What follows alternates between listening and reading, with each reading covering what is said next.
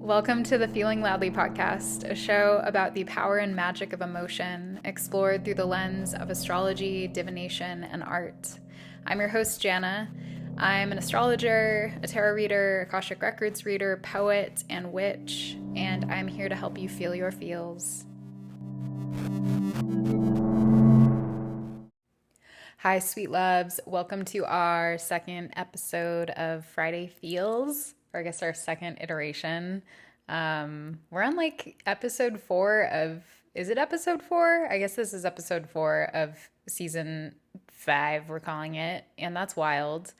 I want to start this episode off by thanking those of you who've left me comments and reviews. I had a sneaky, little spiteful person that rolled in and left me a mean comment the other day, connected to like an ex-friend who must have sent them my way. And, you know, I had a moment of like, what the fuck? And then it actually was kind of nice because it helped me just like appreciate all of the awesome people that have left me really awesome comments and reviews. And that was the first like negative review I've ever gotten, and it was from like a minion. So that was cool. Thank you all. I really appreciate you. You're awesome for listening, and you're awesome for being alive. And I want to jump into our episode today.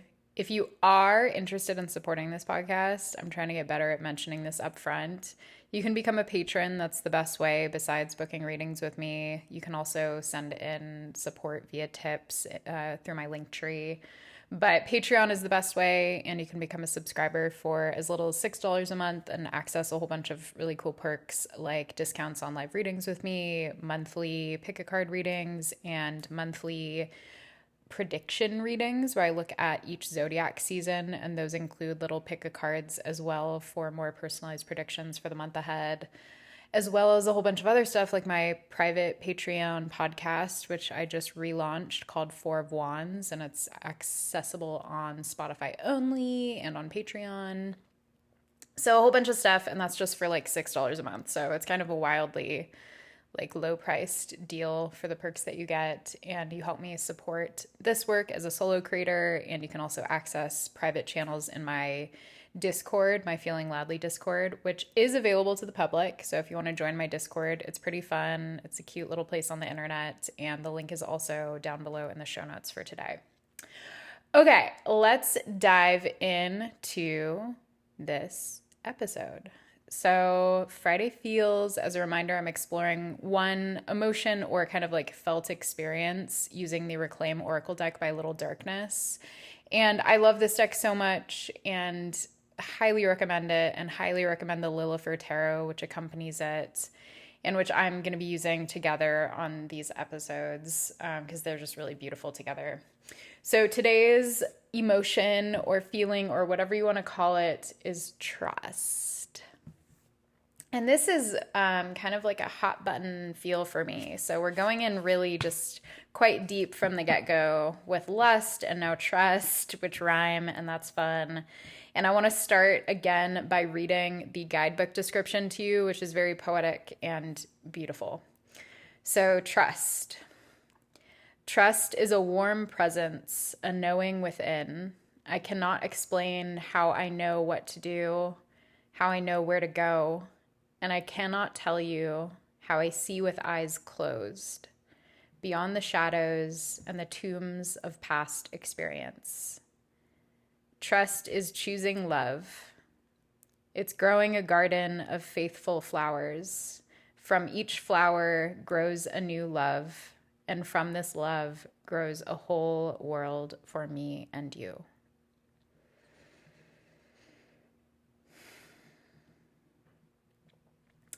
I was just noodling on trust today, and so this is really timely as usual, and how trust is very much a choice. And that can sound hard for people who have relational trauma, for people who've been abused or deceived or betrayed in really big ways throughout their lives. For much of my life, was like a word that I did not understand. Like to trust someone besides maybe my closest friends who I'd been friends with for decades felt kind of incomprehensible to me. And I didn't know that consciously. Like I wasn't walking around thinking like I don't trust anyone, but I definitely was not trusting anyone. And even when people had sort of demonstrated their trustworthiness to me over and over and over again, there was this seed of doubt that constantly existed in my mind that could easily fester and become like a whole like tree or like shrub of doubt within me if it was not managed and wasn't addressed. And often that came through failures in communication. And I think that is a really good hook into our first tarot card because I actually had two come out today that are really beautiful together. The first one is the Five of Swords, connected to Venus and Aquarius. And this card is often for me about like paranoia. It's about the fearful thoughts that end up festering within us. Whether they're grounded or ungrounded doesn't matter so much because often the outcome is the same in that they can eventually lead to some form of destruction. And they can keep us really isolated and prevent us from maybe offering trust or even like openness to people in our lives who might prove that they are trustworthy and reliable if only they were given the opportunity to. But Five of Swords experiences are often like feeling an incredible amount of mental tension that causes us to see the world through like shit colored glasses. And it can have to do with hostility among people. Often this is a card of resentment. And that's kind of like a core keyword that I often go to with the Five of Swords. Like there's often a good deal of resentment. And what is resentment? But like a living in the past and living in past hurts. And often we resent people because we feel in some way that that resentment safeguards us from being harmed. That, at least personally, I know that the resentment that I held on to for like months and years for people from my past was really rooted in this sort of defensive belief that if I continued to resent someone, that I would be guarded from being harmed in the way that I felt harmed. And that if I held on to that hostility and that anger, that couldn't happen to me again because that anger would serve as a sort of wall that kept people away from me who might hurt me. And the Five of Swords can have to do with deception too, whether that's like self-deception or deception by other people. It can be very, very stressful. It can be a state of like mental anguish that we're living in where we're sort of in like a hypervigilant state and very much like trauma brain, if that's a term you're familiar with, like the way that our brain quite literally adapts after experiences of trauma and causes us to be more on guard and causes us to live in a state of fear and live on edge because somewhere in our bodies there is this belief that if we're not on guard and we're not like watchful, that we're going to be harmed.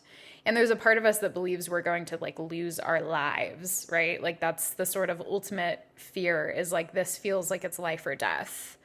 And as someone who lived, and I guess, you know, I still experience symptoms of it, but like lived for most of my life with complex PTSD, this is a state that I'm deeply familiar with. Like being hypervigilant, having your nervous system kind of overactive and feeling like everyone is out to get you is something that I have experienced at various points in my life, depending on my well-being and like how grounded I felt and how resourced I was.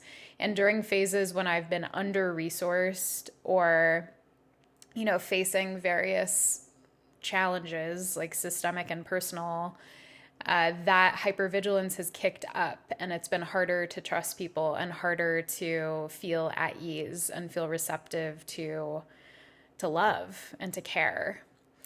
And this feeds back into trust, obviously, because like Five of Swords experiences can be like the lack of trust. It can be a state that puts us into that fear and that constant belief that like the other shoe is going to drop at any moment.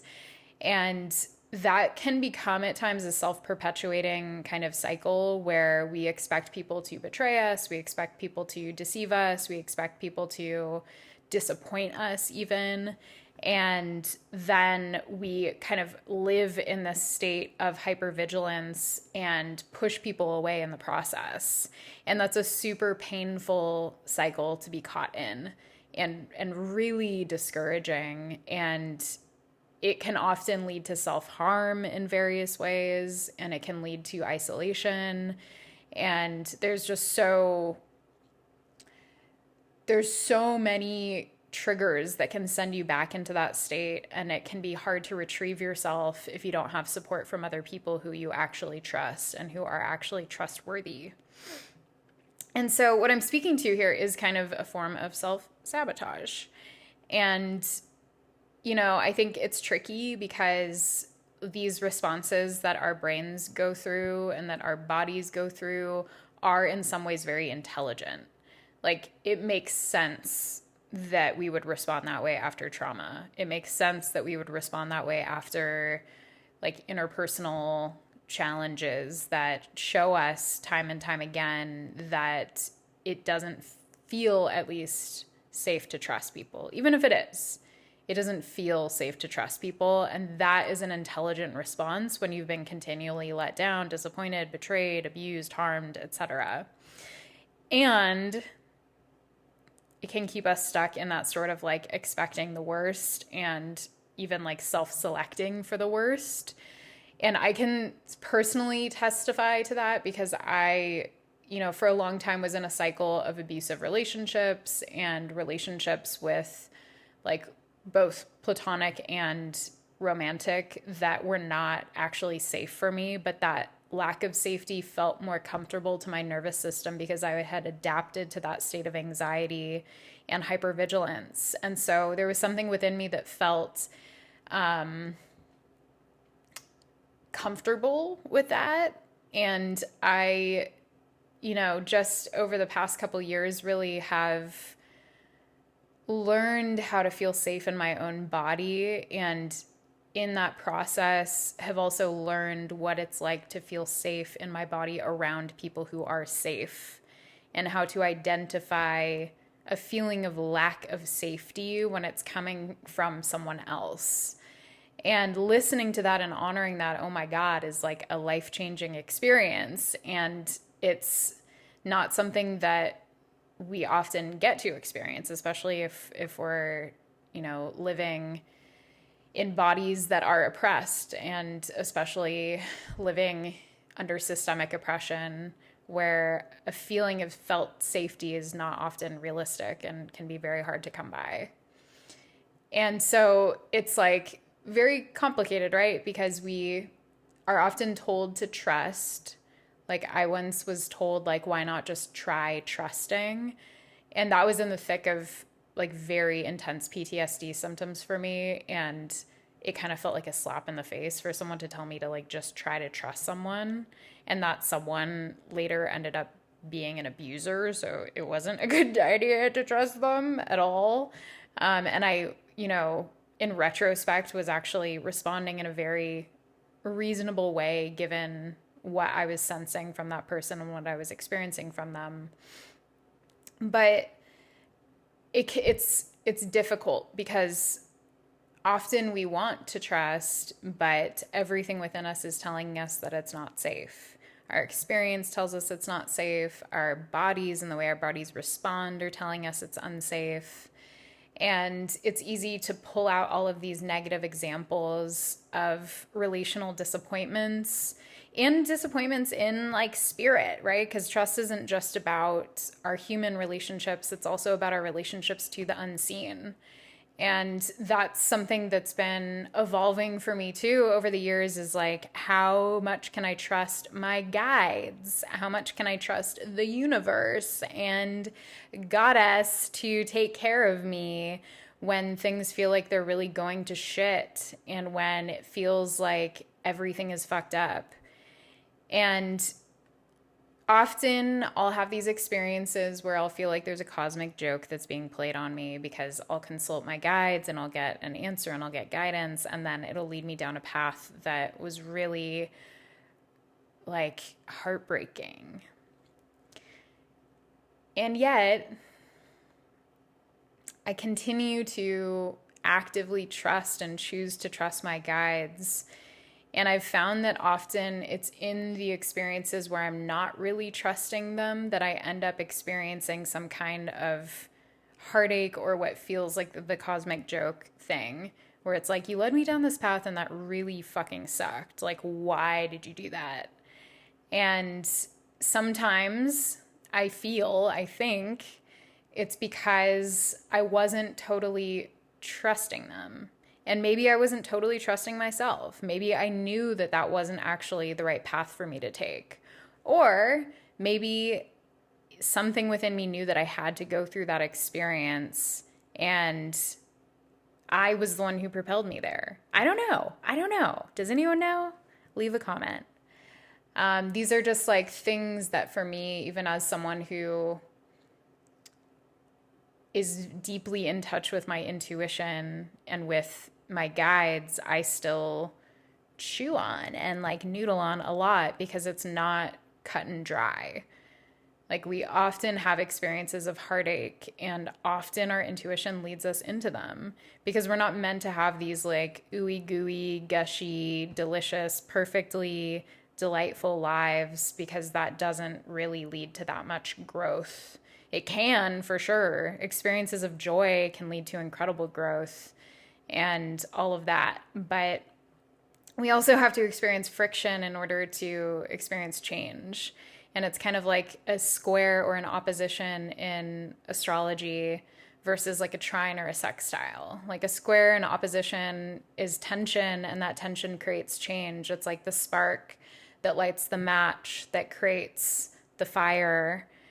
Whereas a trine or a sextile is like this gentle flow between planets or angles that creates a sense of reciprocity and harmony, which is beautiful and can create evolution and change too, but it's less active.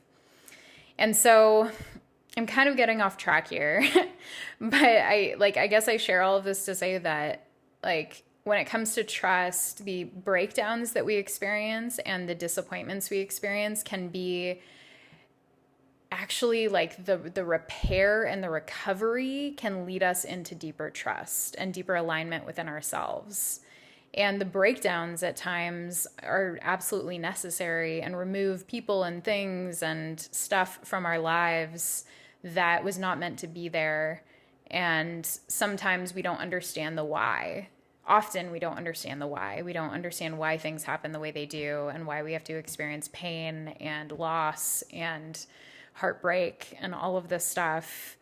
But when we experience that, it often brings us into deeper alignment with ourselves eventually. And we learn lessons and we learn how to listen. We learn how to tune in. We see ourselves through our grief. We see ourselves through the breakdowns, and we get the opportunity to kind of piece ourselves back together again with the help of those around us. And that can be a real experience of trust. Like, I have experienced great upsurges in trust when people have really shown up for me through breakdowns, and when my guides have really shown up for me through breakdowns. And those have been some of the most eye-opening experiences for me of like, who's willing to show up for me and how are they willing to show up for me? And it can be incredibly revealing. So our second tarot card that I think is kind of the flip side of this is the King of Pentacles. And so the King of Pentacles is like a very sturdy figure. The King of Pentacles is grounded and resourced and really solid. Like, people often, it's very gendered, but people often refer to the King of Pentacles as like the husband. Like the solid, grounded, loyal, practical, sensible, really like present person or figure or energy that is very secure within themselves, is very like focused on support and sustainability and dependability.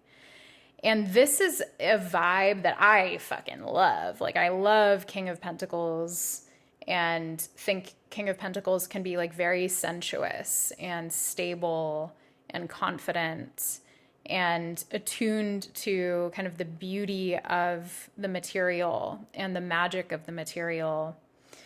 But the King of Pentacles is sometimes described as boring. And I think like that's sort of the product of trauma and of pain and of dysfunctional relationships that cause us to think that we have to be in a state of activation in order to be like turned on. And I mentioned earlier how like my body and the feeling of safety is something that's new for me, like learning to feel physically safe, or like learning to appreciate a feeling of physical safety and calm around people that are good for my nervous system. And I used to seek out the opposite because it was familiar to me. I used to seek out people that I felt anxious around and uncomfortable, like physically uncomfortable around, because I thought that I was attracted to them. And that was actually a warning sign. Like, that was a red flag that my body was sending to me that was saying, like, this person is not safe for you. Or at the very least, like, you don't feel safe right now. And even if it has very little to do with the other person, there's something here that needs your attention that's causing this relationship to feel activating for some reason. Because, like, often when we are not secure within ourselves, or when we've experienced a lot of pain that has led to hypervigilance, sometimes our nervous system does kind of like fire up, and it has less to do with the person that we're around and more to do with us and even what we're projecting onto them at times. But when you've gone through a lot of processes of healing that stuff and kind of like exploring and unpacking internalized bullshit and racism and misogyny and like all of the stuff that can cause us to feel on edge around people that are not a threat to us, but who we might judge for whatever reason or feel unsafe around because of programming. But when you can kind of like wade through that and wade through your own stuff and come to some degree of healing, your nervous system has a lot to say to you. It has a lot of intelligence. And it does before all of that too. It can just be a little bit trickier to like sift through it and find out exactly what's happening. But after like many years of doing a lot of this stuff, I've found that my nervous system is so fucking smart, and often inexplicably will tell me that someone is not good for me or that a relationship is not good for me.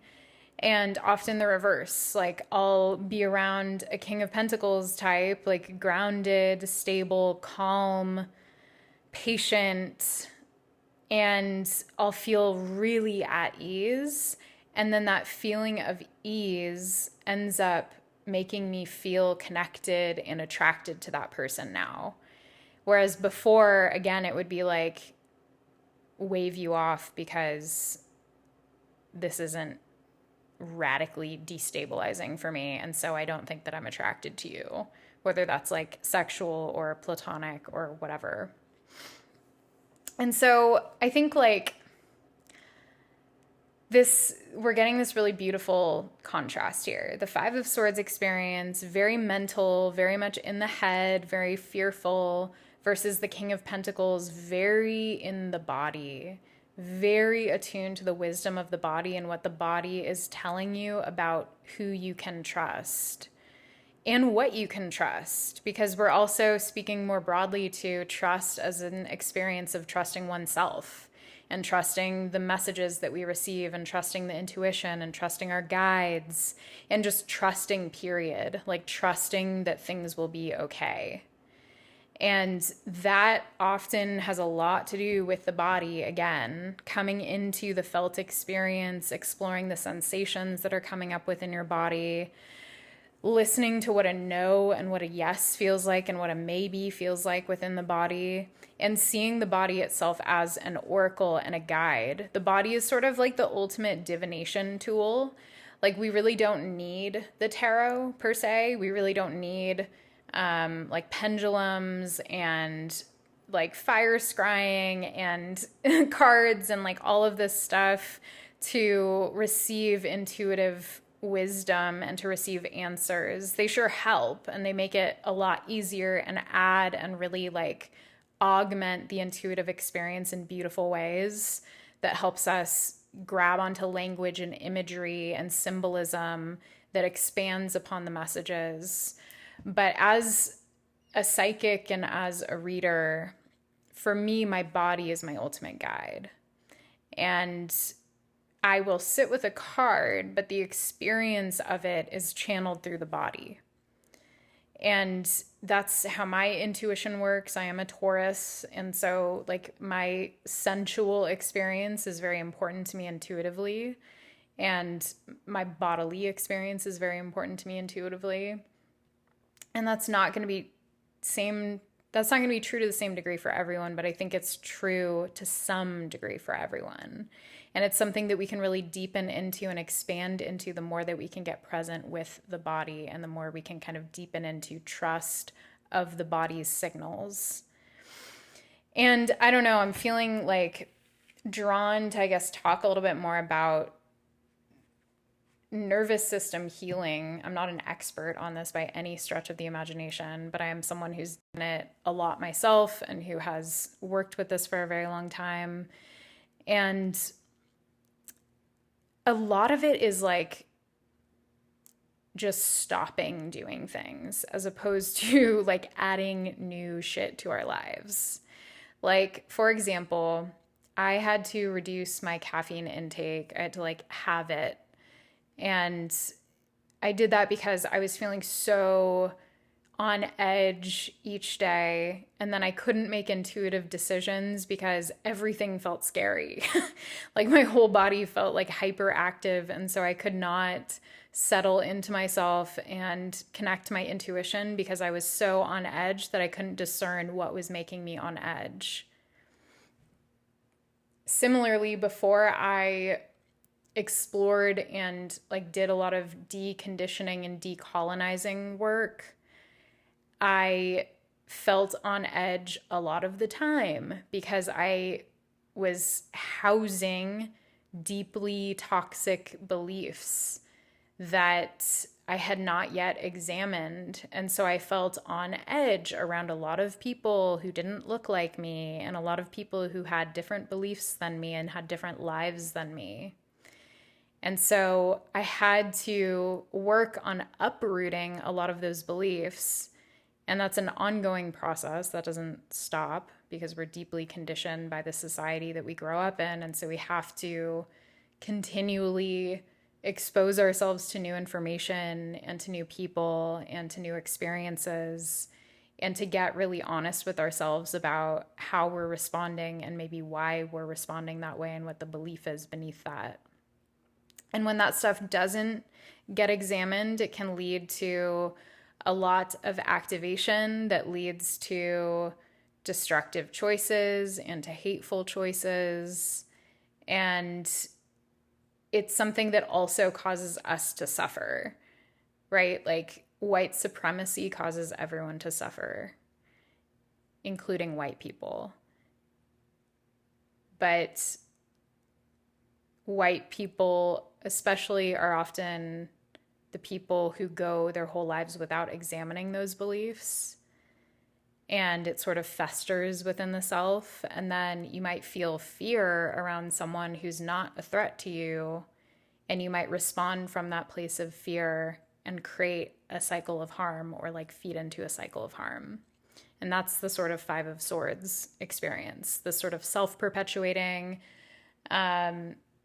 like, what's the other term for it? I don't know. I can't remember. I wish there was someone else on the other end of this microphone who could tell me. But this sort of like, self-perpetuating cycle where we end up creating negative experiences with people who we think we're going to have negative experiences with. And then that feeds into that cycle and that belief. So trust is complicated. It's not something that's straightforward. It's something that does, I think, really live within the body and is a felt experience of knowing that comes through that's deeply connected to the intuition and the way that we receive and discern. And yeah, the way that we receive messages and the way that we discern the truth. And treating and seeing the body as an oracle and as the sort of channel of wisdom that receives messages from the divine and just from the environment by kind of tuning into those instinctive felt senses that help us understand reality in a way that might not be verbal or mental, but is very, very felt. Like that is a massive gift, and it's something that a lot of us are not taught to respect and to listen to. And in fact, many of us are taught to not listen to it. We're taught to suppress our intuition, to suppress the signals that our body is sending us. Often we are living in a state of suppression, like suppressing a lot of information and a lot of knowing and truth within us. And that causes us to fall out of trust with ourselves because we end up denying our knowing and then making choices that are out of alignment because we're denying our truth. And, you know, that brings me back to perhaps like the most important point of this whole episode, which is that if we don't trust ourselves, it's very difficult to trust other people. And one of the ways that we trust ourselves is by keeping our word to ourselves and by following through for ourselves. And that is big King of Pentacles vibes.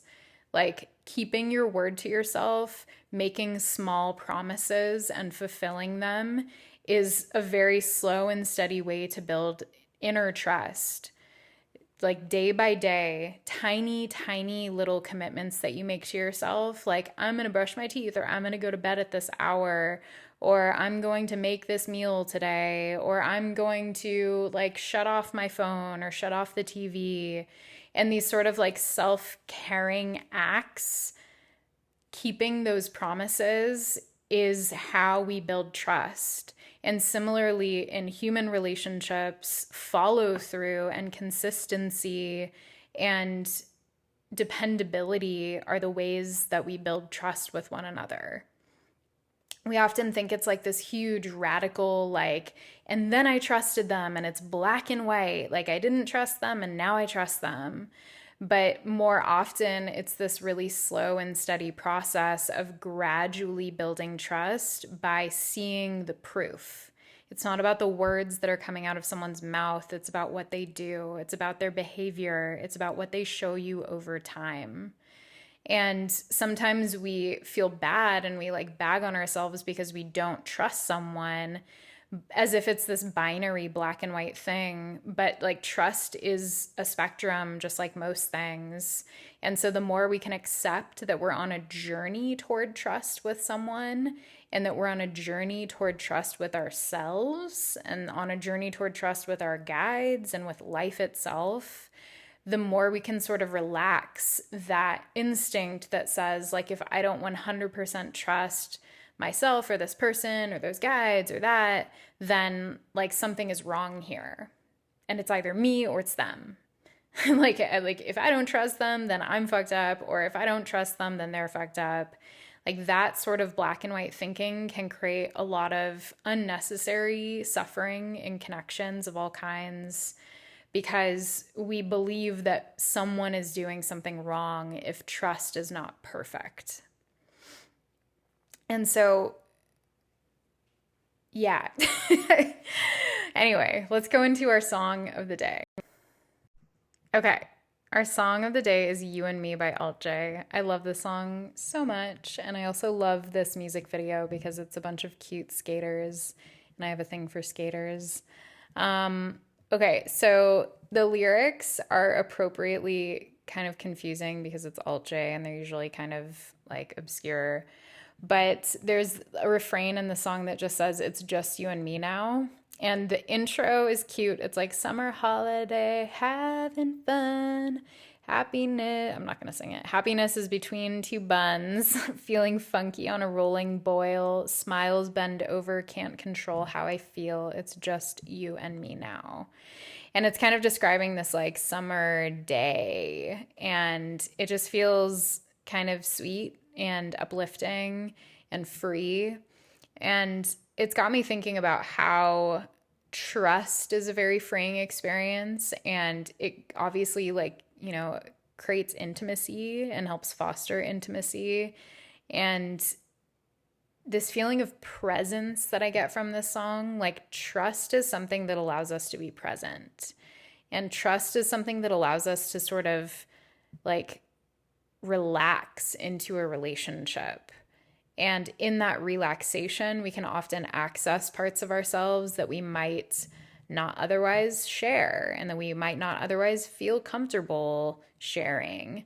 And when we do share those parts of ourselves, that often helps to build intimacy and build trust. And it becomes this like beautifully mutually reciprocal buoying container for trust to grow. But we have to kind of choose first to like lay down one brick from our wall and then disassemble it a little bit more piece by piece as we come to meet each other in the center. And it is this mutual experience, right? Like if one person is letting their walls down and the other person doesn't, then there's still one wall that's keeping them apart. And so even though one person is like approaching the other person's wall, they're not getting through. And you have to like disassemble those walls simultaneously at your own paces in order to come to the center together and to meet there. And trust often comes through sort of experiences of revealing oneself. Like, I am going to show you this part of me that has been protected and sacred. And in doing that, I'm trusting you to hold this. And if you show me that you can't hold it, then okay. Then maybe I take that back. Maybe I like replace one brick on the wall and sort of gently like back up toward my little protective barrier. Or maybe you get another shot. You get another chance to show me that you're capable of doing that. And that requires patience and attunement to the self and trust within ourselves that we can take care of ourselves through heartbreak. I can't remember who the teacher was who told me about this. Maybe it wasn't even a teacher. Maybe it came through the records or something. But I once got this message about trust and how it really doesn't matter what the other person does, because the trust is like the foundation of the trust of any relationship is the trust that I will take care of myself, that I will show up for myself no matter what. And so even if you do break my heart or rip it out and step on it and light it on fire, I trust myself to retrieve my heart and to tend to it until it mends and to take care of it until it recovers. And that trust in the self and that trust in my guides to help me through even the most horrific situations in life is the foundation for my trust in other beings, for my trust in other people. Because other people are the wild card here, right? Like, I can only control myself. And when we enter relationships and expect that our trust hinges on someone else's behavior, it's kind of a losing game, because people will disappoint us and people will fall short and people will make mistakes and people will, harm us, lie to us, cheat on us, hurt us. And we can't control that. But what we can control is our own response to that.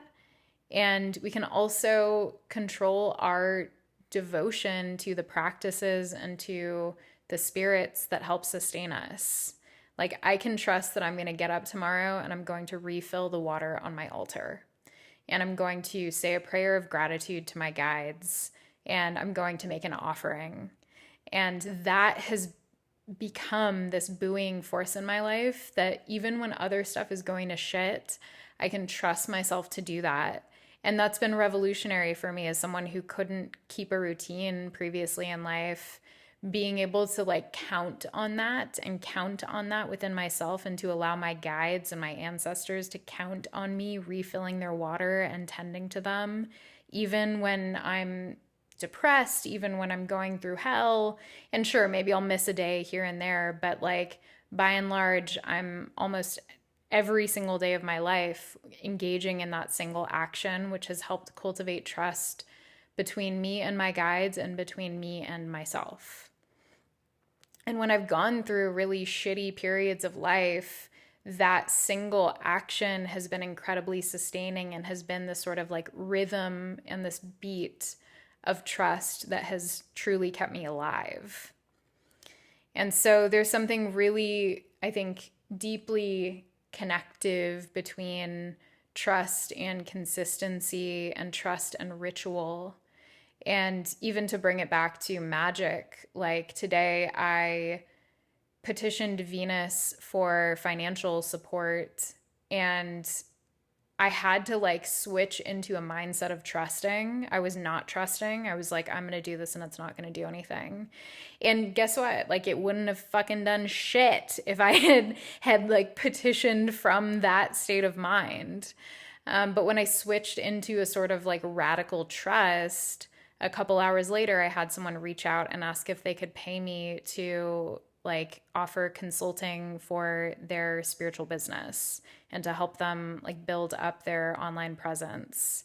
And that was felt completely out of the blue. Like I don't just get requests like that, but someone specifically reached out to me and said that they felt the nudge to reach out to me specifically and had been feeling that nudge, and today felt like the right day for them.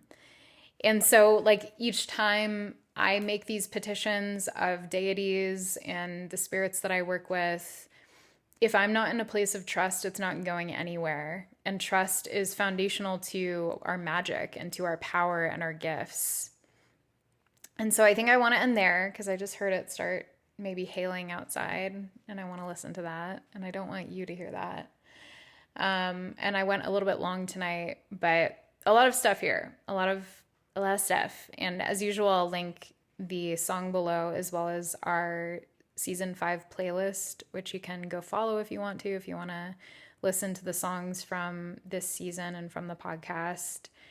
And I will post the photos of the cards on Instagram, so you can go check them out there. And our second Four of Wands Patreon podcast will be live tomorrow. And that's going to be an astrology of the moment episode, which I'll be doing every Saturday. So if you're interested in getting kind of like an intuitive exploration of the current planets, you can go follow the Four of Wands podcast. And again, you can become a supporter for $6 a month to unlock all of those Patreon only episodes. Thank you for tuning in. I love you. And I hope that you are able to take some small action today or the next day that helps you believe in yourself and that feels like an act of showing up for yourself in very King of Pentacles fashion. All right. Take care, y'all. I'll talk to you next week.